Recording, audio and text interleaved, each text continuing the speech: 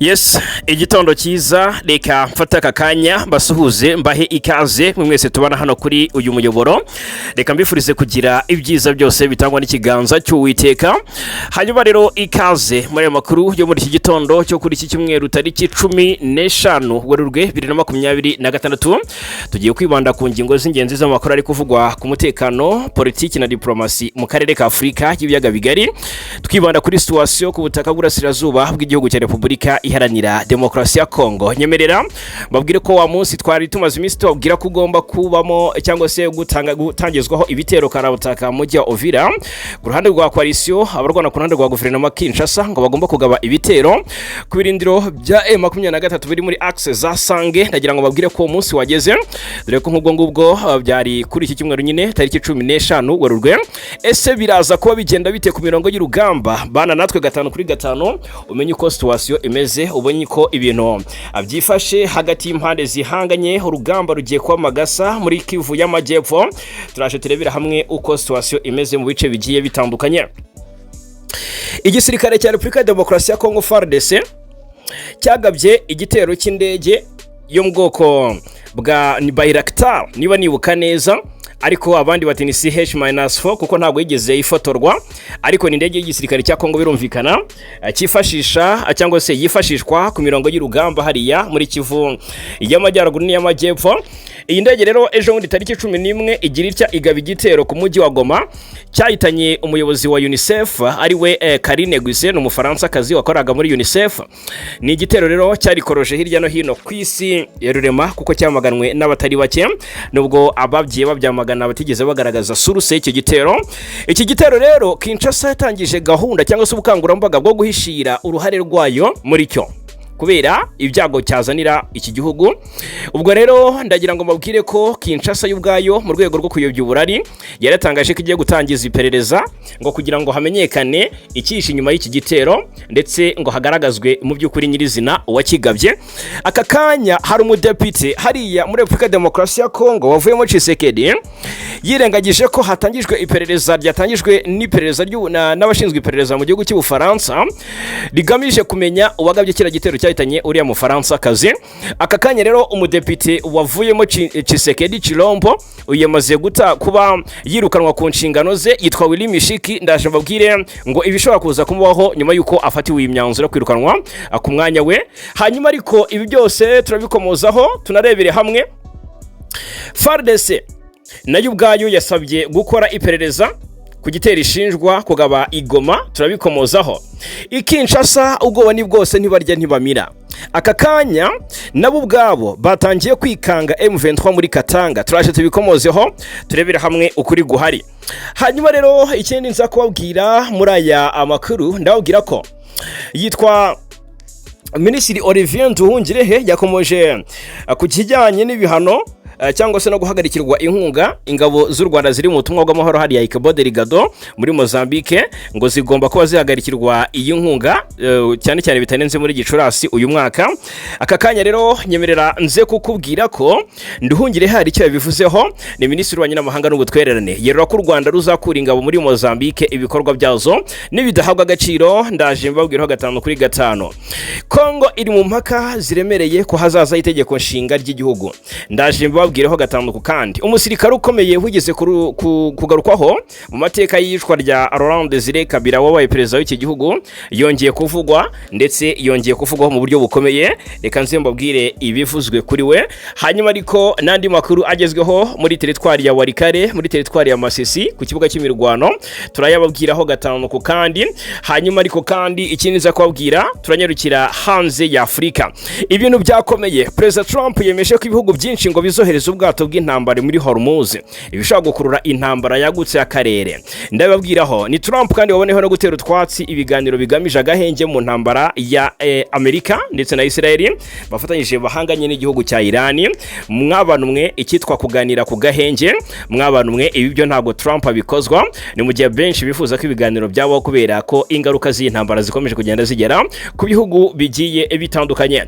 Ubwo rero ubutegetsi bwa Amerika bwatangaje ko President Donald Trump adakeneye ko ngo habaho ibyo biganiro biganisha ku gahenge mu ntambara ya Iran, ngahubwo ko iyi ntambara izakomeza. Ni Trump maze iminsi anigambye ko intambara izarangira ku bushake bwe. Iran nayo ihita itera twasi iryo tangazo ivuga ko atari bo bagena igihe intambara izarangira. Mwabarumwe, iyi Iran ikomeje kugaragaza ko atari agafu k'imvugwa rimwe. Muri White House baravuga iki? Ukuriye umutekano wa Iran Ali Larijani nawe hari icyo yabivuzeho. Reka turebere hamwe ese biraza kuba bigenda bite, turashe tubikomozeho. Iran yateguje ibitero byo kwihorera kuri Amerika mu buryo budasanzwe, ndetse ngo bizababaza cyane Amerika kubera ko ngo uburyo bizakorwa ngo ni uburyo bw'inkuba, ngo bazakora operation karahuta kizasiga President Trump nawe ubwe yishatse akibura, ariko kandi ngo no kumwivugana nkuko yivuganye umuyobozi w'ikirenga Ayatollah Ali Khamenei ngo nabyo birashoboka cyane. Buri mugabo arahigira undi. Reka turebera hamwe ngo uguhiga ubutwari muratabarana ni ko umunyarwanda avuga. Ndaje mbabwira 5 kuri 5. Hanyuma ariko nabwira ko kuri ubu Amerika yarashe ikirwa gifatwa nk'umuti w'ubukungu bwa Iran mu rwego rwo kubaca intege ngo suruse ubundi ubushobozi mu bukura he, aho mukura akavagari k'ifaranga tubaharase cyangwa se tuhabomboreze. Amerika rero mu buryo bwo guhimana ngo yarashe kwikirwa gifatwa nk'umutima w'ubukungu bwa Iran. Reka nzababwire ingaruka biza kugira kuri iki gihugu muri intambara bakomeje guhanganamo hariya mu burasirazuba bwo hagati. Hanyuma ariko rero ndaza kubabwira ko Amerika yibasiye umuyobozi w'ikirenga wa Iran. Hanyuma Papa Leo asaba abatangije intambara kwihana, ati nyabuneka ari musigeho nta kiza cy'intambara. Igisasu cya Korea ya ruguru cyakangaranyije Korea y'epfo mu Buyapani. Iyi nayo ni inkuru tuza kugarukaho turi muri aya makuru turi kugana ku musozo. Hanyuma rero icyo musabwa bantu banje cyangwa se bakunzi bacu hano kuri News Lab TV ni gukanda hasi ndetse subscribe, fyondaho nyabuneka kugira ngo ujye umenya amakuru abagiye agezweho, fyondaho kugira ngo ujye usobanukirwa uko situation imeze, fyondaho kugira ngo ubane natwe 5 kuri 5 ni na nyungu yacu ikomeye cyane. Hanyuma na kandi like tubone ko ubikunda, utange igitekerezo ari nako usangiza abandi aya makuru. Ibi byose ariko ubikore mu gihe nawe ubwawe wumva wanogewe.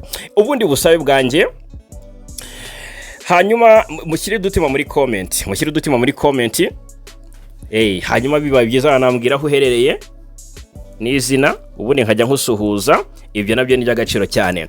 Reka twanzike n'amakuru agezweho mu burasirazuba bwa Repubulika ya Demokarasi ya Kongo. Duhere Uvira, ni inkuru isa nigarutse cyangwa se nigarutsweho inshuro zirenga 2. Kuko uyu munsi tuyisubiyemo, ariko nagira ngo ni nka reminder no kubibutsa ko ibintu biza kuba kuri uyu munsi w'Imana nakamaramaza Uvira.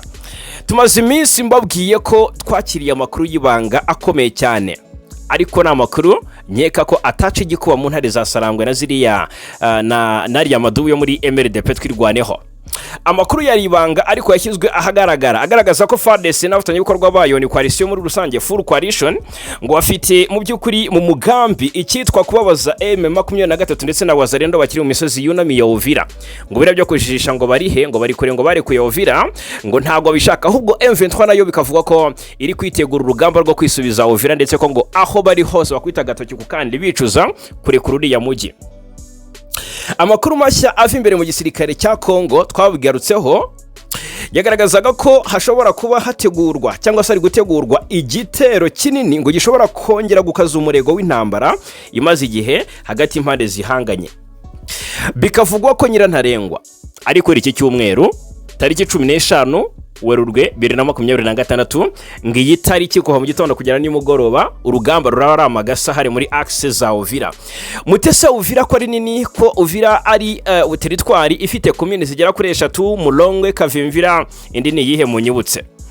Amakuru akubiye muri inyandiko twahawe uyu musirikare ndagira ngo nkubwire neza ko agaragaza ko mu ijoro cyane ndetse mu ijoro ryo kwa gatanu nibwo ngo icyo cyemezo cyafashwe, ndetse ko hari n'abasirikare bamaze kwinjizwa Uvira barimo n'abahibu special force, ngo bamaze iminsi Bujumbura, ngo bamaze kwiparika cyangwa se kwipangapanga mu axe atandukanye hariya muri commune Kavimvira, ngo bagomba guterera berekeza mu misozi ya Sange, akaba ariho bajya kurasira M23 bakayishushubikana bakayerekeza Kavimvira.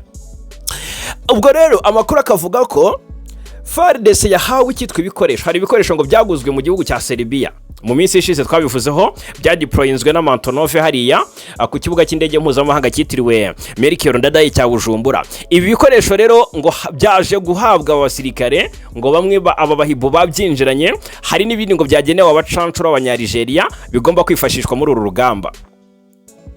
amakuru akavuga ko ngo hari gahunda ya FRDC ikomeye cyane ndetse ntayiganyizwa ndetse itagomba gukomwa mu nkokora uko byagenda kose, ndetse ngo bizeye umusada wizi drone, dore ko amakuru avuga ko baguze izindi drone zigera kuri 50 mu Bushinwa. Izi drone rero ngo zizeweho kuba ziza gufasha hejuru mu kirere, aho M23 iza kwihagararaho ikigira ibamba hasi ku butaka, ngo izi drone nizo ziza gukorera mu ngata abaza kuba bari hasi ku butaka, ngo ziraza kuba ziyobowe n'abari abafaransa bari Kisangani mu ntara ya Chopo, niko amakuru abivuga. Noneho iyi gahunda igamije gutangiza intambara karabutaka yagutse ngo mu rwego rwo kwisecyuriza cyangwa se kwiha umutekano muri Uvira, kuko FARDC ari ihagenzura, ngo baritega ko cyangwa se barabiteze ko M23 yabatungurika bukubita imfunira ikabinjirana muri uyu mujyi. Ubwo rero bagiye kwirukana mu bice bya Sange n'ahandi hagiye hatandukanye. Amakuru akomeza avuga ko icyo gikorwa cya coalition ngo kizitabirwa n'imitwe myinshi isanzwe ifatanya na FARDC mu mirwano iri kubera muri Kivu y'Amajyepfo n'iy'Amajyaruguru. Uyu musirikare waduhamirije aya makuru akavuga ko ingabo za Congo FARDC zizakorana n'abafatanyabikorwa barimo ingabo z'u Burundi FDNB, ndetse ngo hari n'imbonera kure nazo bishoboka ko ngo zamaze kwinjizwa hariya Uvira, zimaze iminsi zitorezwa hariya mu kibira zitozwa ngo nabo uruhu rwera bitatangajwe ngo ni bande, ndetse ngo hazakoreshwa rwose n'udushoka. Hari abakomando kabo hariwe mu gisirikare cya Congo baturutse Lubumbashi ngo bazakwifashisha n'udushoka hasi ku butaka.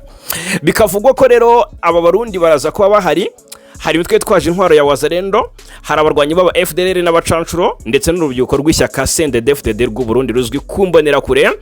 Rero n'ubundi basanzwe bafatanya n'igisirikare cya Congo, ariko noneho akarusho ingabo za Joe Lorenzo nazo ngo ziri tayari kwifashisha indege muri uru rugamba, dore ko bazanye drone ndetse bakazanana n'indege ya CH-50 na Sukhoi 30. Iyi nayo ngo ishobora kuza gutumbagira mu kirere cya Uvira hariya muri Sud Kivu kuri umunsi wo ku cyumweru. Ishyano rishobora kuza kugwa muri Werurwe ryari rya Gashyantare ubundi. Amakuru akomeza avuga ko ngo hari igitero cya mbere gishobora gutangirira mu gace ka Sange nk'uko natangiye mbabwira. Ahangaha niho M23 yisuganyirije. Noneho aka gace nk'uko bigaragara kari muri Predo Rusizi cyangwa se mu kibaya cya Rusizi ni teritwari ya Uvira Ikivu y'Amajyepfo. Ariko ngo nyuma yaho gato amakuru arashimangira ko ingabo ziteganyijwe gukomeza ibikorwa byazo cyangwa se ama operation karahutaka zerekeza mu duce twa Kamanyola. Ariko Kamanyola ngo siho gusa kuko siho target, ahubwo ngo kubageza kure y'umujyi wa Uvira kugira ngo batongera gusunutsa amazuru berekezayo, ngo n'ahandi hafi y'umupaka uhuza Repubulika ya Demokarasi ya Kongo n'u Rwanda bagomba kubambutsa bakanaboneraho guhita bashinga icyitwa maritirari hariya muri axe zihuza Kongo cyangwa se ku mpaka uhuza Kongo ndetse n'u Rwanda n'u Burundi. Birumvikana cyane rero muri Predo Rusizi ahangaha. Mwabantu mwe nimbabwira nta makoro y'ubutasi twahawe abakomeye cyane agira ngo mujye muyatega amatwi kuva ku munota wa mbere kugera ku wanyuma, musobanukirwe uko situation ibimeze hasi ku butaka n'ibyanga hejuru mu kirere. Umunyangola, umunyarigeria barafatanya ngo barotse umuriro kuri M23 barayirukana Sange bayishushubikane jugujugu ngo kibuna amaguru niyo gahunda coalition ifite. Nagira ngo mubyumve neza. Uyu musirikare nta cyatatubwiye yadusangije ubwino ngo ibyateguwe byose na Kisekedi yabitubwiye ahangaha. Ntago ndahangare nanjye ngo ngende mpishibanga ngiye rwose mbagomba guhitangira gute bibatangariza.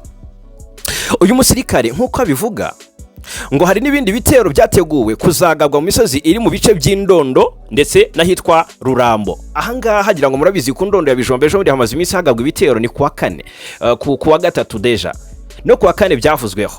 Ahangaha ku ndondo ya Bijombo naho hagabwa ibitero byarimo abarundi n'abazalendo banakubitiwe inshuro nari ya madubu yo muri MRDP twirwaneho muri ziriya axe. Aha nahatuwe cyane n'abanyamurenge. Ni bitero ngo bigamije kugerageza gusubirana ibice bigenzurwa n'imitwe irwanya ubutegetsi bwa Kinshasa nitwirwanaho ndetse na M23. Adi makuru akavuga ko M23 nayo ngifite akayihayeho ko kuba yakwinjira Uvira itunguranye iturutse mu misozi. Murabize ejo ndi barasaniye ahitwa Remera. Hari ikikango, hari ama operation yagiye akorwa ngo yitwa ngimfunira. Abakomando ba M23 babanyadushoka abakomando ngo bagiye bakora hafi ku maaxe agiye atandukanye cyangwa se ngo ku mipaka ihuza Burundi ngo hagiye hicwa n'abarundi batagira ingano. Byaravuzwe ariko n'ibyashimangiwe ubwo kandi ntanduri uvugira ubusa ku musozi byumvikane cyane ahangaha. Minembwe, Ndondo, Masisi, Warikari hamaze iminsi humvikana icyitwa irasa hagati impande zihanganye. Reka twerekeze amaso ovira kuko intambara igiye kongera kubura hagati impande zihanganye. Ntago M23 ari abana baza kugabwaho ibitero bakipfumbata, ntago biri bukunde. Umugabo ubundi ngo uguhiga utwari muratabarana. Bantu banjye rero kuyu munsi wo ku cyumweru munyemerere tubane abo tuza kubana kuko turababera aho mutari, abo tuza kubana mushyira udutima muri comment. Yego nkuko nguko yego. Hanyuma ariko ku rundi ruhande iyi mirwano M23 ntago hari gutangazwa uburyo yo yiteguye kubloka ibyo bitero cyangwa se iyo provocation ya coalition, ariko ntacyo turaza ko hababera turamenya uko baza kugitwaramo ni muri action niko nabyita. Bari mu gikorwa nyirizina nuko ngo ahangaha ntago tuzi ngo baraza kubyitwaramo bate, ariko turaza kwibabwira uko biza kugenda ko byanze bikunze ntago baza kubura uko bihagararaho. Reka rero tubihanga amaso turebe ese biraza kuba birangira bite. Birakomeye cyane ibyo muri Republika Demokarasi ya Kongo ku butaka hasi ndetse no hejuru mu kirere, naho coalition ngiri kurushiriza imbaraga M23 dore ko ejo buri rwose bigambye guhanura indege za M23 ngo z'amakamikaze ni ziriya drone za kamikaze zigera kuri 2 ngo zarasiwe hariya mu bice byo muri Fizi, ari naho coalition iri kwigamba ko ngo yafatiye yo matekwa z'aba M23 zitagira ingano. Mwabana mwe ibintu birakomeye cyane aha ni Fizi.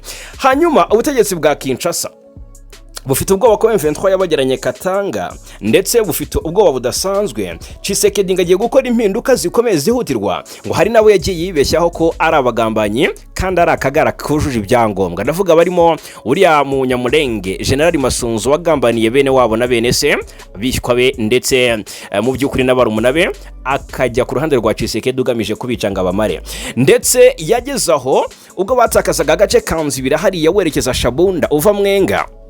Bivugwa ko Kisekedi yagize uburakari ko ari Masunzu wagambanye M23 igafata turiya duce, ndetse ko ari uburyo yavuganaga ngo nabo ku ruhande rw'u Rwanda na M23. Ibyo yaje kubizira mu mpera z'Ugushyingo umwaka ushize, atabwa mu mvuto afatiwe hariya Kisangani yerekezwa ni Kinshasa kugira ngo akatirwe urwo gupfa. Byarangiye rero tutamenye byinshi ku rubanza rwe, ahubwo twatunguwe n'inkuru y'uko Masunzu yagariwe mu nshingano ndetse ahabwa izindi nshingano, ntabwo akiri umuyobozi wa 34 region militaire, ahubwo noneho yahawe izindi nshingano. Reka turebera hamwe ngo ni zihe.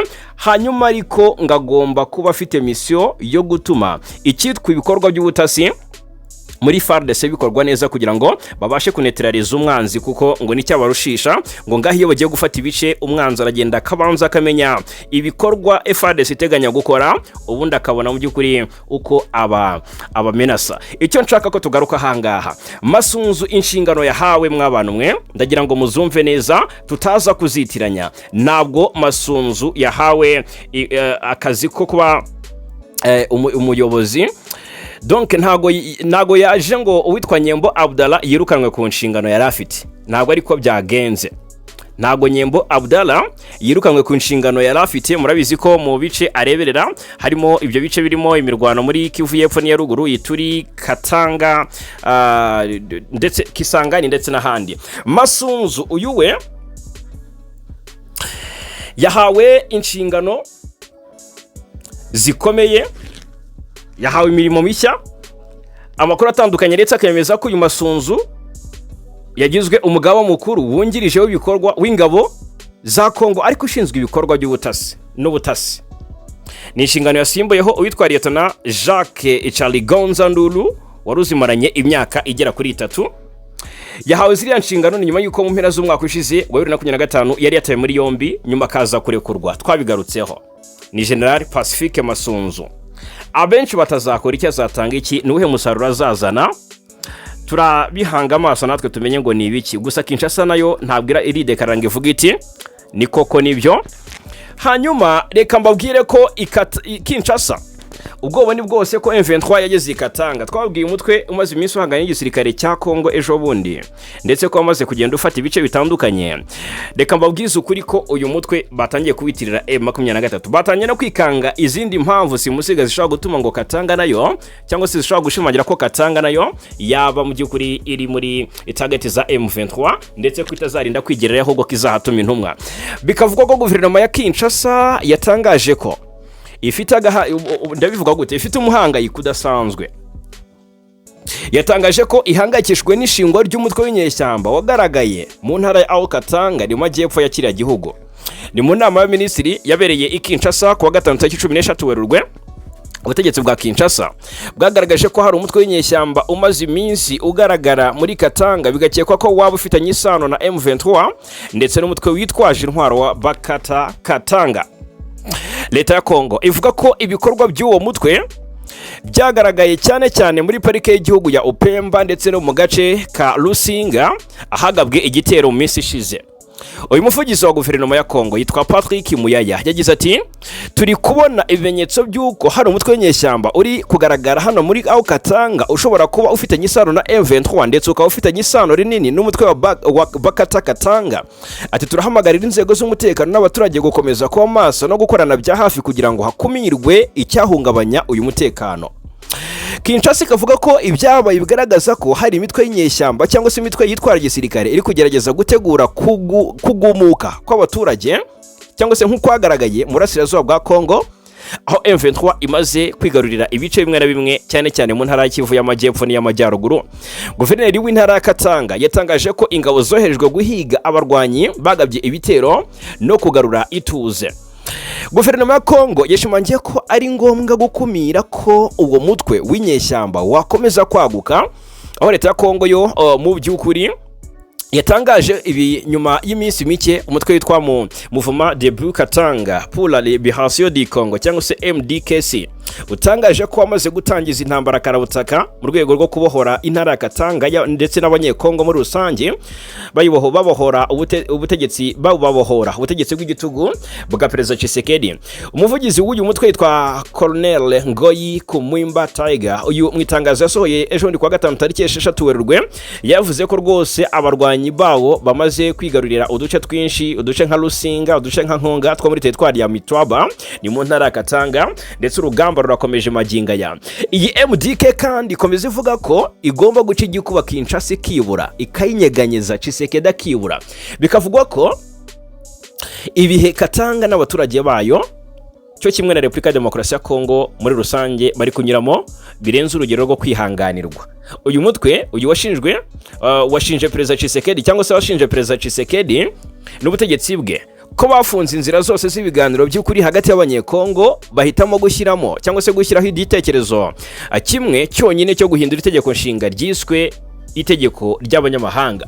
Tukivuga ku bijyanye n'itegeko nshinga n'impinduka zigomba kubaho cyangwa se n'ingaruka byagira, Kinshasa ndagira ngo mabwire ko kuri ubu impaka ni zose, ndetse n'impaka amakuru agaragaza ko zishobora kubiza ngo turwane bitewe no kutumva neza iyi gahunda yo guhindura itegeko nshinga Kisekedi ashaka gukoresha kugira ngo yongere mu by'ukuri yiyamamarize kuyobora iki gihugu, yiyamamarize kuyobora Repubulika ya Demokarasi ya Kongo, dore ko amakuru avuga ko noneho ari wo mugambi afite. Mw'abantu mwe reka mbabwize ukuri ko ibintu bitoroshye naka na gato ku hazaza ha Kongo. Rero impaka ni zose mu bayobozi b'i Kinshasa. Reka mbabwize ukuri ko Kisekedi ngo akana gasozi ngagomba kurira ariko akagenda kamba kubera ko ngo ntago bizamuhira cyane, ntago zagara ngo bikunde no kumwica bazamwica, cyangwa se M23 nayo ubwaye nibiza ifite gahunda yo kubohora Kongo yose, birashoboka ko iyi gahunda yakwihutishwa. Mu gihe ubuyobozi bw'iki gihugu buyobowe na Kisekedi bukomeje kuvuga cyangwa se butangiye kuvuga ku gitekerezo cyo kuvugurura cyangwa se guhindura itegeko nshinga ry'iki gihugu, impaka zikomeye zatangiye kugaragara mu banyepolitiki, mu busesenguzi ndetse no mu baturage muri rusange. Icyakora n'ubw'ingingo iri kuganirwaho cyane mu ruhame kugeza ubu nta nyandiko ifatika irashyikirizwa inzego zibishinzwe, bituma rero mu basesenguzi bavuga ko ibiganiro biri kuba bikiri mu rwego rw'ibitekerezo bya politiki n'isesengura rusange ko nta kiraba. Reka mbugise kuri ko ibi bibaye mu gihe Kongo iri mu bihe bikomeye by'umutekano muke. Turi kubabwira ntago rwose amakuru yashira tutabwiye aho barasaniye cyangwa se bategura kurasanira, birumvikana cyane. Abaturage abo mu mashyaka atandukanye nka DPS adi mashyaka atavuga rumwe n'ubutegetsi ntago yumva neza iyi gahunda. Abitwa Joseph Kabila bashinze ihuriro Suvara RDC, abitwa ba Modeste Bahati Lukwebo n'abandi batandukanye ba ejo bundi mu kiganiro n'abanyamakuru Vice President wa kabiri wa Sena Modeste Bahati Lukwebo yabanje kugaragaza ko ngo atashyigikiye ihindurwa ry'itegeko nshinga nyuma yo kwisubiraho ku magambo ye ibintu byatumye iyi ngingo irushaho kugarura cyangwa se gukurura impaka ku rwego rwa politiki. Kudashyigikira ihindurwa ry'itegeko nshinga, ndagira ngo mubyumvereza uri vice president wa kabiri wa Sena, birumvikana cyane ko muri abasenateri nyirizina nabo ubwabo ntago babumva icyo kintu cyangwa se iyo gahunda umukuru w'igihugu abafite ntago babayumva kimwe, ntago bayivugaho kimwe. Nubwo yaje gusa naho rwose yigarura agasa n'usabye imbabazi ko atari byarapanze gutangaza ko abanyamakuru biyumviye ibyabo bakanabikuririza, ariko ntago ariko byagenze, ahubwo ni kwa kundi ubona wamanitse agati wicaye wajya kukamanura bikagusaba guhaguruka. Ahangaha ariko biraza kumugora kubera ko nawe ubwo ari kwikanga ko no mu bayobora harimo abagambanyi. Ngibi byatumye rero atangira kugenda nirukana bamwe mu basirikare bakomeye bafite amateka akomeye muri iki gihugu, ndetse nk'ufite ipeti rya uyu nguyu harya di afite ipeti rya uyu nguyu wavuzweho cyane uruhare mu rupfu rwa Ziri Kabila. Uyu musirikare ukomeye cyane rwose mu gisirikare cya Kongo yakatiwe yitwa General Edi Kapende Faustin. Uyu nguyu nta nubwo ari ni full general ubundi. Amakuru avuga ko uyu deja yamaze gutabwa muri yombi, ndetse ibivugirwa irubumashura avuga ko uyu Edi Kapende yatawe muri yombi n'inzego z'umutekano za leta Kongo, ariko ngo nta cyaha ashinjwa uretse kumutinya cyangwa se gutinya ko ibyo yashoboye gukorera Ziri Kabila ngo na Kisekedi ku ruhande rwa Kisekedi yabikora, kuko numwe mu basirikare bagize uruhare rukomeye mu mateka y'igisirikare cya Kongo, cyane cyane mu gihe cy'ubutegetsi bwa Ziri Kabila muri za 1996 98 ndetse n'intangiriro z'umwaka wa 2000. Uyu ngo yari umwe mu bantu ba hafi b'uyu muyobozi, aho yakoranaga nk'umujyanama perezida mu by'umutekano ndetse akanamufasha mu bikorwa bya gisirikare. Uyu rero Kapende icyo azwiho cyane mu gisirikare cya Kongo mu gihe cy'intambara ya mbere n'iya kabiri ya Kongo, igihe ingabo zari ziyobowe na Ziri Kabila zarwanaga n'ubutegetsi bwa Mobutu Sese Seko nyuma y'ifatwa ry'ubutegetsi muri 1997. Uyu Kapende yakomeje kugira uruhare rukomeye mu mutekano w'umukuru w'igihugu ndetse no mu miyoborere y'ingabo za leta. Uyu rero amakuru aravuga ko cyangwa se arahamya ko Kisekedi yamaze kumuta mu mvuto, ntiharatangazwa impamvu, ariko ngo urwikekwe rwose ko yaba ari umugambanyi. Ibi byose rero ariko ntabwo biratangazwa ngo bivugweho rumwe. Hanyuma Kisekedi agira atya abatangaza ibyamucisha umutwe ati mwebwe rwose ntabwo mugomba kurara ku nshingano. Yafashe umuzalendo kabuhariwe witwa Wiri Mishiki aramwivuna. Uyu Wiri Mishiki yasize ikintu gikomeye, yakosheje. Yagiranye ikiganiro na TV5 Monde bifitanye isano na kira gitero kigoma. Noneho ni ikiganiro cyasohotse ejo tariki 11 Werurwe. Depite Mishiki uhagarariye teritwari ya Warikare mu nteko nshinga amategeko ya Kongo atangaza ko wazalendo iri kwisuganyiriza muri parike ya Virunga kugira ngo yisubize umujyi wa Goma. Uwo umugambi yashyize hanze, kandi ibi ngibi ngo niho guha amakuru aduyi. Uyu mudepite ni nawe wemeye ko ahari naho ruzingi icyo yazize cyane. Yemeye ko igitero cya drone cyagabwe mu mujyi wa Goma mu rukerera rwo ku itariki 11 Werurwe kigapfiramo abasivili batatu barimo umufaransa kazi Karine Buise wakoreraga ishami ry'umuryango w'abibumbye ryita ku bana UNICEF, ngo cyagabwe na wazalendo. Iki ni icyaha gikomeye yakoze no gusiga icyasha Kisekedi watangiye kubihakana avuga ko ngo agiye gukorwa ngo n'iperereza ryimbitse kugira ngo amenyekane wishe nyuma y'iki gitero. Ngira ngo murabizi ko yaramaze kuvugana n'amahanga ngo ubwo Bubiligi, Ubufaransa, Amerika bose babwira ko rwose badakwiye kuba batangaza ko ari wagize uruhare muri icyo gitero cyahitanye umufaransa kazi. Uyu mudepite nka Wiri Mishiki aragenda ashorera urutwajya muri TV5 Monde aganira n'abanyamakuru yigamba ko icyo kintu ari bo bagikoze. Murabizi ko ubwo bicaga Lieutenant Colonel Lingoma mu kwezi gushize babyigambye ariko bagahita babisiba. Noneho kwigamba ko ngo wakoze igitero cyakoze amabara hanga mu mujyi nka Goma ni icyaha gikomeye. Ni icyaha gikomeye Wiri Mishiki agomba kuzira.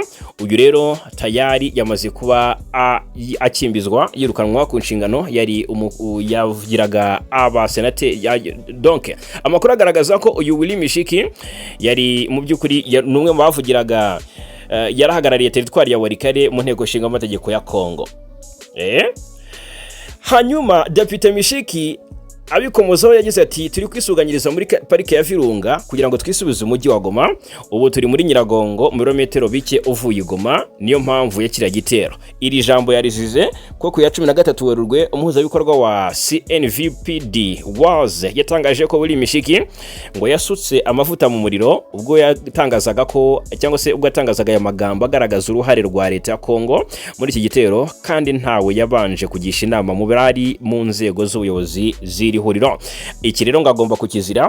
Iyi CNVPD yatangaje ko ngo kubera amagambo akomeye yatangajwe na Depite Mishiki atari perezida w'inama y'inararibonye yayo, kandi ngo ko rwose ngo yanambuwe ubunyamuryango imusimbuza uwitwa ngo ni Katuranya Jacques. Minisitiri w'ububanyi n'amahanga n'ubutwererane w'u Rwanda Olivier Nduhungire yatangaje ko gukura Depite Mishiki muri Wazalendo bidashobora gusiba amagambo yavuze cyane ko aherekejwe n'ibimenyetso. Ati mushobora kwikiza umuyobozi w'amabandi wemereye mu ruhame icyaha cyakozwe n'amabandi, ariko ntimushobora gukuraho ibyo yiyemereye cyane mu gihe bifitiwe ibimenyetso byinshi. Ni leta y'Ubufaransa yatangaje ko icyo mu by'ukuri igiye gukora iperereza kuri iki gitero cyatwaye ubuzima bw'Umufaransa kazi Karine Buise. Ihuriro M23 ryemeza ko iki gitero cyagabwe n'ingabo za leta ya Kongo, kandi ko cyari kigamije kwica Joseph Kabila n'abayobozi batandukanye barimo Colonel Nanga, Bertrand Bisimwa, Freddy Kaniki, General Sultan Makenga n'abandi bayobozi bagiye batandukanye. Uyu Willy Mishiki rero akakanya ndagira ngo mabwire ko ntabwo akiri ku mwanya we, dore ko Kinshasa yaratangiye kuyobya ari nayo ivuga nk'ubwo byari byanatangajwe ko Minisitiri w'Ubutabera wa Kongo yitwa Guillaume Ngefa we yari yanasabye ubuyobozi bukuru bw'igisirikare cy'iki gihugu FARDC gukora iperereza ngo rigamije kugaragaza ukuri ku gitero cya drone nyine cyagabwe hariya i Goma. Mishiki rero ngo yabyishe byose, ngo rwose yasutse mu by'ukuri essence mu muriro. Hanyuma reka mbabwire ko aka kanya hari byinshi biri gutangazwa muri aka karere k'ibiyaga bigari. Reka tuve Kinshasa gato tugaruke kuri etale cyangwa se ku kibuga cy'imirwano, turebera hamwe n'iki kiri gutangazwa n'iki kiri kuvugwa magingaya. U Rwanda hari icyo rwavuze ku nkunga European Union iha igisirikare cy'u Rwanda RDF ishobora guhagarikwa nk'uko amakuru abigaragaza. Amakuru yashimangiye ko amujye kuri uyu muryango w'ubumwe bw'ibihugu by'Uburayi ushaka kuza guhagarika akayabo kangana na miliyoni 20 z'amayero ugenera ingabo z'u Rwanda RDF ziri mu butumwa bwo muri Cabo Delgado. Ubwo rero ndaje mbabwire mu by'ukuri icyo u Rwanda rubivugaho. Nabonye Minisitiri w'Ububanyi n'Amahanga n'Ubutwererane abivugaho, ariko kandi n'umuvugizi wa guverinoma y'u Rwanda Yolande Makaro hari icyo yari yabitangajeho. Hanyuma ariko reka mbabwire ko muri Masisi yitwa Boniface Malemingi niwe wanditse iyi nkuru, ni umwe mu banyamakuru b'ikinyamakuru Actualité. Avuga ko mu by'ukuri hari ituze ryagarutse muri Bashali Mukoto muri teritwari ya Masisi nyuma y'imirwano yabaye ku munsi wo kuwa gatanu ndetse no mu gitondo cyo kuwa gatandatu hagati ya Alliance Fleuve Congo M23 ihanganye na VDP Wazalendo na FARDC. Amakuru akavuga ko habaye imirwano ikomeye cyane cyane ikabera muri axe za Kashuga, cyane cyane mu mudugudu wa Ibuga, kumvikanya amasasu y'imbunda ziremereye n'izoroheje, ndetse birangira rwose haguye benshi ku mpande zombi bitatangajwe ngo umubare ni bangahe. Aha rero ngituze risa n'iryagarutse nubwo ubwo bari bwose mu baturage, ubwo abasenga ni basengere abari muri ziriya karitsiye za Bashali Mukoto nka Kashuga hano mu midugudu nka Ibuga n'ahandi hagiye hatandukanye, humvikanye imirwano ikomeye, imirwano karabutaka hagati y'impande zombi zihanganye. Hanyuma aho rero ni muri teritwari ya Masisi, akaba ari muri No Kivu. Reka tugaruke turebera hamwe icyo u Rwanda rwavuze kukuba ingabo z'u Rwanda RDF ziri Cabo Delgado. Rwose byagaragajwe n'umuvugizi wa guverinoma y'u Rwanda Yolande Makaro ko mu by'ukuri guhagarika inkunga nk'uko EU bivugwa ko ishobora kuza guhagarika inkunga yageneraga ingabo z'u Rwanda ziri muri ubutumwa. Mu by'ukuri biragaragara ko amafaranga u Rwanda rukoresha muri ubu butumwa bukubye cyane inshuro 10 nk'uko Yolande Makaro yabivuze. Inkunga n'ubundi igenerwa ingabo z'u Rwanda itanzwe na EU. Kwibyo bitahugabanya rwose bikorwa by'u Rwanda cyangwa se ibikorwa by'ingabo z'u Rwanda mu kubungabunga amahoro aho ziyambajwe. Ariko noneho Minisitiri w'Ububanyi n'Amahanga n'Ubutwererane w'u Rwanda Ambasaderi Olivier Nduhungirehe we yeruye ko u Rwanda ruzakuraho ingabo cyangwa se ruzakura ingabo muri Mozambique mu gihe ibikorwa byazo bitahabwa agaciro bikwiye. Ubutumwa yabutanze kuri wa 14 Werurwe mu gihe ibinyamakuru mpuzamahanga bikomeje kwandika ko muri Gicurasi uyu mwaka umuryango umwe bw'Uburayi uzahagarika inkunga yo gushyigikira ibikorwa by'ingabo z'u Rwanda muri Cabo Delgado. Ingabo z'u Rwanda zagiye muri Cabo Delgado muri Nyakanga 2021 hashingiye ku busabe bwa leta zunze ubumwe ku busabe bwa leta ya Mozambique murambabarira yifuje ko zayifasha kurwanya ibikorwa by'iterabwoba byari byarahungabanyije bikomeye iyi ntambara kuva mu mwaka 2017. Umuvugizi wa guverinoma y'u Rwanda rero Yolande Makaro yagaragaje ko ingabo z'u Rwanda zagaruye umutekano muri Cabo Delgado, abaturage bari barahunze basubira mu ngo zabo, ubucuruzi burasubukurwa, sosiyete zashoye imari mu mishinga imwe n'imwe yo gutunganya gaze zibona umutekano n'ibindi bitandukanye. Makoro yagaragaje ko rero amafaranga u Rwanda rwashyize mu bikorwa by'ingabo zarwo muri Cabo Delgado akubye inshuro byibura 10 miliyoni 20 z'amayero yatanze kugira ngo ashyigikire ibi bikorwa, asaba ko ubwo bwitange buhabwa agaciro. Minisitiri Nduhungirehe yatangaje ko u Rwanda rudashobora kwemera ko ingabo zarwo zinengwa cyangwa ngo zifatirwe ibihano na bimwe mu bihugu byungukira mu bikorwa byazo muri Cabo Delgado, kandi rwarashoye miliyoni z'amadolari muri ibi bikorwa rukanahatakariza bamwe mu basirikare. Ati si u Rwanda rushobora gukura ahubwo ni u Rwanda ruzakura ingabo zarwo muri Mozambique mu gihe hataboneka amafaranga ahagije yo kwifashisha mu bikorwa byarwo byo kurwanya iterabwoba muri Cabo Delgado. Minisitiri Nduhungirehe yashimangiye ko u Rwanda rugomba gushyigikirwa rukabona amafaranga azafasha ingabo zarwo kubungabunga umutekano muri Mozambique mu buryo burambye. Ati rwose twiteguye kuva muri Mozambique mu gihe imirimo yacu cyangwa se umurimo wacu n'ibyo twagezeho bitashimwa. Amakuru ateguza guhagarika inkunga ya European Union itanga mu gushyigikira ibikorwa by'ingabo z'u Rwanda muri Cabo Delgado hariya muri Mozambique atangajwe nyuma yaho mu ntangiriro za Werurwe 2026 leta zunze ubumwe za Amerika zifatiye ibihano. Ubutegetsi bwa Kinshasa bukomeje by'ukuri gukora ubukangurambaga mu bagize inteko ishinga amategeko ya European Union kugira ngo uyu muryango ufatire ibihano ingabo z'u Rwanda. Ni ingabo zo mu bihugu by'umuryango wa Afrika y'Amajyepfo SADC nazo zatangaga umusanzu mu bikorwa byo kurwanya iterabwoba muri Cabo Delgado, ariko zavuyeyo muri Nyakanga 2024 bitewe n'ibibazo by'imisanzu hasigarayo iz'u Rwanda gusa. Leta ya Mozambique rero igerageza cyangwa sigaragaza ko ingabo z'u Rwanda zafashije cyane, yifuza ko zaguma muri iki gihugu kugira ngo zibungabunge umutekano wagarutse muri Cabo Delgado hariya muri Mozambique. Hanyuma rero reka noneho tunyarukire mu makuru ari kuvugwa cyane hakurya y'inyanja ngari, turebere hamwe naho uko ibintu byifashe. Reka ntangire mbabwira ko ariko ubwo ntabwo nabura kubabwira ko bibaye ngombwa ko iyi nkuru nyigarukaho. Minisiteri y'ibidukikije ejo bundi iherutse gutangaza ko kuva muri 2001 kugeza ubu hari komisiyo yashinzwe gukurikirana ndetse no kuvugana n'ibihugu bituranye n'u Rwanda kugira ngo hemezwe imbibi z'igihugu, ariko kugeza n'ubu ntibarabasha cyangwa se ntibirabasha kubyemeranyaho, ndetse n'ubutaka bw'aho hantu ntibwanditswe n'aka kanya. Nuko ngo ibyo Minisitiri w'ibidukikije Dr Arakwiye Bernadette yabibwiye inteko rusange y'abadepite ejo bundi tariki 17 Nyakanga 2026 twari twabigarutseho. Yari yavuze ko mwaka 2000 aribwo urugendo rwo kugira ngo imbibi z'u Rwanda ndetse n'abaturanyi zemeranyweho rwatangiye, ubwo guverinoma yemezaga ko hajyaho itsinda ribikurikirana.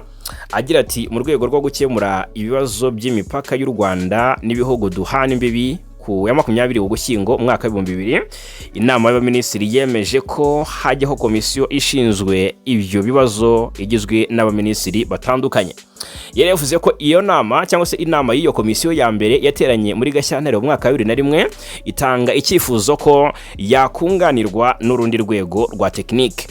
Minisitiri Dr Arakwiye ati iyo komisiyo imaze kugera kuri byinshi birimo gutera imbago aho u Rwanda rugabanira na Kongo na Uganda, ariko icyo gikorwa ntikirarangira kuko izo mbibi zitari zemezwa ku mpande zose z'ibihugu. No kuvuga ngo aka kanya reka mbabwire ko gahunda yo kwemeza imbibi za nyazo z'u Rwanda mu by'ukuri ntabwo iragerwaho 100%, ariko kandi ni bimwe mu byatangiye kugenda birebwaho bikorwaho binaganirwaho kugira ngo imbibi z'u Rwanda n'ibindi bihugu zigende zigaragazwa, u Rwanda rumenye ngo tugarukira aha, hanyuma ibindi bihugu nabyo bimenye ngo iwacu naha.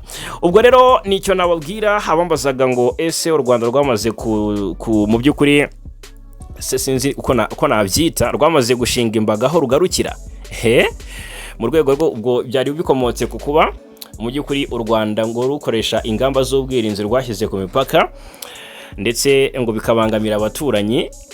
Ariko aka kanya ikiri kuvugwa nuko aho imbibi ngo z'u Rwanda ziri cyane cyane ku ruhande rw'igihugu cy'u Rwanda na Repubulika ya Demokarasi ya Kongo aho bigabanira hahora impungenge. U Rwanda niyo mpamvu rukaza ingamba kugira ngo rwirindire umutekano, ariko Kongo nayo ikavuga iti rurarinda umutekano ariko hari naho rudusesereza rukinjira iwacu.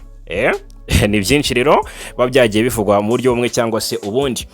Hakurya y'inyanja ngari reka twerekeza amaso ku ntambara iri kubica bigacika hagati ya Iran na Leta Zunze Ubumwe za Amerika zifatanyije na Israeli. Reka tubirebere hamwe. Iran yateguje ibitero byo kwihorera kuri Amerika, ni ukuvuga ngo kwica Ayatollah Ali Khamenei ndetse no gusenya ibikorwa remezo bitandukanye bya hariya i Tehran. Amerika yakoze na Israeli ngo bagomba kubiryozwa kuko Iran ngo ntago izaviramo aho, dore ko yanabonye umuyobozi mukuru w'ikirenga mushya. Umuvugizi w'ingabo za Iran yagize atyasaba abaturage bo muri Leta Zunze Ubumwe z'Abarabu kuva ku bibuga by'indege, yarago mu byumve neza, ubwihisho bwo ku byambu cyangwa aho abanyamerika bihisha. Yemeza ko ingabo za Amerika zagabye iki gitero zari muri ibyo bice. Agira ati turamenyesha abayobozi ba United Arab Emirates ko Iran ikoresha uburenganzira bwayo bwo kurengera ubusugire bwayo binyuze mu kurasa ahaturutse misile z'abanyamerika ku byambu by'ubwato ndetse ahashyirwa imizigo naho abasirikare ba Amerika bihishe mu mijyi imwe ya United Arab Emirates. Minisiteri y'ububanyi n'amahanga ya Iran rero yavuze ko uzarasa ku bikorwa remezo byayo wese bazahita bamusubiza nta kabuza.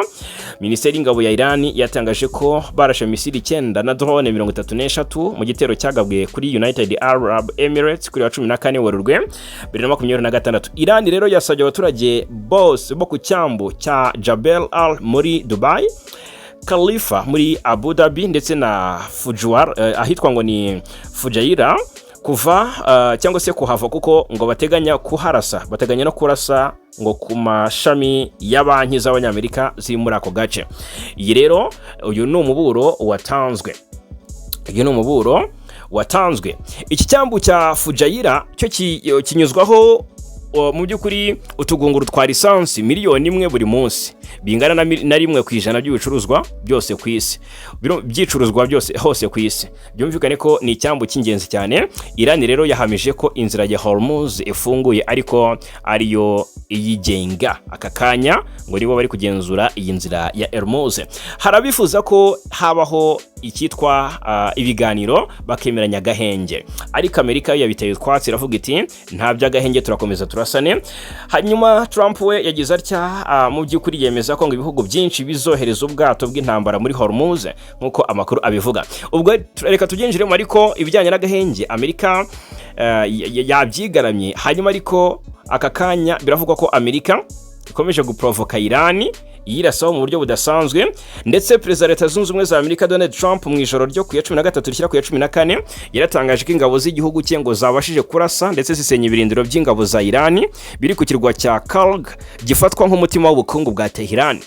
Uyu mukuru w'igihugu yagize ati mu kanya gashize hashingiwe ku bwirinzi murambabara cyane, hashingiye ku ibwiriza ryanjye ingabo za Amerika zikorera mu burasirazuba bwo hagati zagabye kimwe mu bitero bikomeye mu mateka y'uburasirazuba bwo hagati, zisenya burundu ibirindiro bya gisirikare ku kirwa cya Karere. Trump yatangaje ko yafashe icyemezo cyo kudasenya ibikorwa remezo by'ibikomoka kuri peteroli biri muri kiriya kirwa, ariko ko Iran cyangwa se abandi bari kuyifasha mu ntambara yatangiye tariki 28 Gashyantare 2026 niba akomeza kugerageza gufunga umuyoboro wa Hormuz nawe azisubira.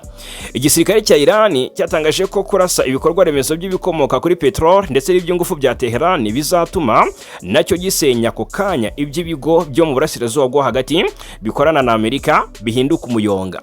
Mu gitondo cyo ku itariki 14 Werurwe, ibinyamakuru byegamiye kuri leta ya Iran byatangaje ko nta bikorwa remezo by'ibikomoka kuri peteroli biri kuri iki kirwa cya Karere byangijwe n'iki gitero. Gusa iki kirwa cya Karere kiri mu majyaruguru y'uburengerazuba bw'umuyoboro wa Hormuz hafi y'umujyi wa Bushehr ukora ku nyanja. Igice kinini cy'ubutaka bwacyo bukaba bufite ubuso bwa kilometero kare 20 cyuzuye ibigega by'ibikomoka kuri peteroli byinshi nk'uko amakuru abivuga. Mw'abantu mwe, ibintu ntabwo byoroshye n'aka na gato hagati y'impande zombi. Hanyuma ubwo rero bifuzaga ibiganiro sasa, dore icyo ubutegetsi bwa Amerika bwatangaje kubifuza ibiganiro. Bwavuze ko Donald Trump ngo adakeneye ko habaho ibiganiro biganisha ku gahenge muri intambara ye na Iran, ngo intambara ahubwo izakomeza. Umuyobozi muri White House yagize atabwira Reuters ko Trump yateye utwatsi igitekerezo cy'ibihugu bimwe na bimwe byo mu burasirazuba bwo hagati by'umwihariko ngo byumvaga ko habaho ibiganiro biganisha ku gahenge. Amerika ivuga ko Iran yanze agahenge mbere hose kugeza igihe Amerika na Israel biyigabyeho igitero. Uwatanze amakuru avuga ko Trump ashishikajwe no kurwana intambara ngo ace intege ubushobozi bwose bwa gisirikare bw'iki gihugu. Undi mukozi muri White House ati rwose ntabwo ibyo bimushishikaje nonaha, ndetse turakomeza gahunda rwose, turakomeza intambara, wenda hari umunsi bizaba ariko ntabwo ari ubu. Trump avuga ko hashobora mu by'ukuri kuba abayobozi bashya ba Iran batangaje ko bashaka ibiganiro kandi ko bizaba. Ubu Operation EPC Fury ngirakomeza. Hanyuma ariko kandi White House ikavuga ko ukuriye umutekano wa Iran ari we Ali Larijani na Minisitiri w'Ububanyi n'Amahanga Abbas Araghchi bashatse kunyura muri Oman kugira ngo habeho ibiganiro bigamije agahenge mu ntambara bishobora kugirwamo uruhare na Vice President wa Amerika JD Vance, ariko ntibyemeranywaho. Intambara ya Amerika na Iran yatangiye ku 28 Gashyantare. Amerika ivuga ko rero ishaka guca intege umugambi wa Iran wo gukora intwaro za nuclear, n'amaginga ya rero impande zombi zirakyesurana, n'amaginga ya buri ruhande ruracyarasa ku rundi. Ibintu byacitse byadogereye hagati impande zombi zihanganye. Papa Leo arasaba ibihugu byose biri muri intambara guhagarika intambara ndetse bikihana. Ibise birumvwa ni ikibazo kibazwa, igisubizo kikabura. Reka dusoreze amakuru yacu kuri inkuru y'igisasu cya Korea y'Epfo. Korea ya ruguru ngo cyakangaranyije Korea y'Epfo, ariko kandi ngo n'Ubuyapani. Ni Korea ya ruguru yarashe igisasu cyerekeza mu nyanja mu cyerekezo kigana mu nyanja y'Ubuyapani, nk'uko Korea y'Epfo mu Buyapani cyerekeza mu nyanja y'Ubuyapani, nk'uko Korea y'Epfo n'Ubuyapani mu by'ukuri byabitangaje. Aho Tokyo yavuze ko bishoboka ko yari misile iri balistike. Iyi misile iri balistike ni intwaro iraswa ikoresheje rokete ifite imbaraga nyinshi igatuma izamuka cyane mu kirere. Nyuma yo gusunikwa na rokete iyizamura, iyo misile ikurikira inzira igoranye mu kirere imeze nk'iyo umupira ugira iyo utewe.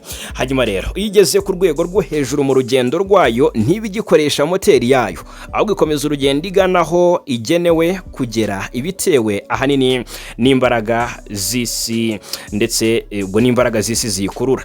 Birumvikana cyane izi misile rero ziba zigenewe gutwara umutwaro w'intwaro ushobora kuba ari ibisasu bisanzwe cyangwa se izindi intwaro zikomeye nka za kirimbuzi, iz'imiti yica cyangwa se iz'ibinyabiziga. Bitewe n'ubwoko bwayo rero missile ballistic ishobora no kugenda intera iri hagati y'ibirometero 100 kugeza ku bihumbi byinshi, bigatuma ishobora kugera ku ntego iri kure cyane aho yarasiwe. Hari n'izigezweho rero zishobora kurenga kwambuka imipaka y'imigabane y'isi zikagera ku ntego ziri kure cyane. Hanyuma rero reka mu by'ukuri babwire ko igisirikare cya Korea y'Epfo cyatangaje mu butumwa bugufi icyohereje mu banyamakuru ko icyo gisasu cyarashwe cyerekeza mu nyanja iri ku nkombe z'uburasirazuba bwa Korea ya ruguru. Nta yandi makuru arambuye yatanzwe cyangwa se cyatanze. Abashinzwe kurinda inkombe z'Ubuyapani bo bavuze ko icyo gisasu gisa n'icyaguye mu nyanja. Reka mbashimire cyane ko bana natwe muri aya makuru yo muri iki gitondo cyo kuri iki cyumweru tariki 15 Werurwe 2026. Amakuru n'ibiganiro byo hano kuri News Lab TV uko bwije nuko bukeye nakagaruka.